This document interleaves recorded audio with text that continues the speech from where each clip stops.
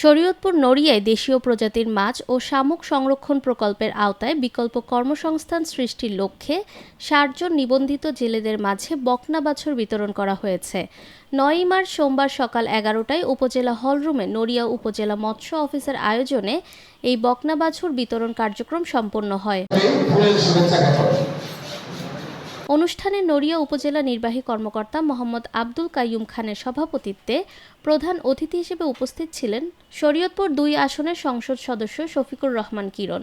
এছাড়াও উপস্থিত ছিলেন নড়িয়া উপজেলা বিএনপি সভাপতি মুন্সী শামসুল আলম দানন, সাধারণ সম্পাদক ফরিদ আহমেদ রয়েল মাঝি, উপজেলা মৎস্য কর্মকর্তা মোহাম্মদ জাকির হোসেন মৃধা সহ উপজেলা প্রশাসনের অন্যান্য কর্মকর্তাবৃন্দ। আমি বলবো যে সরকার যে অনুদান দিচ্ছে, আপনি কমিটেড যে সরকারের অনুদান নিয়ে আপনারা মাছ নদীতে নামবেন, তাহলে কিন্তু আরেকটা জিনিস হবে, কি হবে?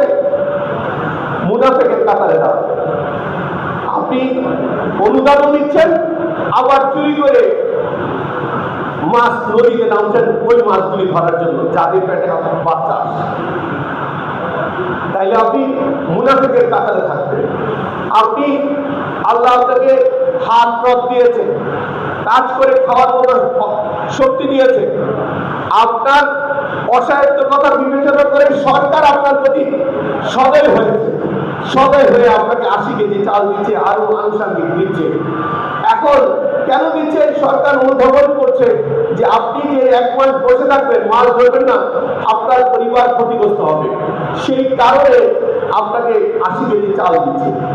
এই দেওয়ার পরও যদি আপনি নদীতে যাচ্ছেন আর সরকার যেটাকে বাড়াতে চাচ্ছে সেখানে আপনি ক্ষতি করছেন, তাহলে আপনি ২ রকম লোক হয়ে গেলেন। এক হলে সরকারের অসহায়ত্বের কারণে সরকারের অনুদান নিচ্ছেন, সাথে সাথে সরকারের সাথে চুক্তি ভঙ্গ করতেছে। আমরা এখানে রাজনৈতিক ব্যক্তিত্ব যারা আছেন, যারা আমাদের আইন শৃঙ্খলা রক্ষাকারী বাহিনী আছেন, আর যারা সমাজ সচেতন মানুষ আছেন, আমরা অনুরোধ করব নদীতে নামা জিরো টলারেন্স। কেউ নদীতে নামতে পারে নাই অভিযান চলাকালীন, এবং এই অভিযান চলাকালীন যারা মাছের আড়তদার, তাদের কাছে যদি মাছ পাওয়া যায় তাদেরকে শাস্তির আওতায় এনে তাদের বিরুদ্ধে ব্যবস্থা নেবে সাধারণ যারা মৎস্যজীবী, তারা সতর্ক।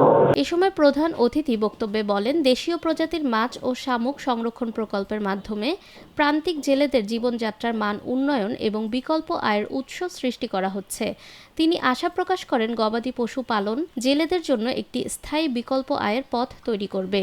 অনুষ্ঠানের সমাপ্তিতে প্রধান অতিথি নিবন্ধিত ৬০ জন জেলেদের মধ্যে একটি করে বকনা বাছুর বিতরণ করেন।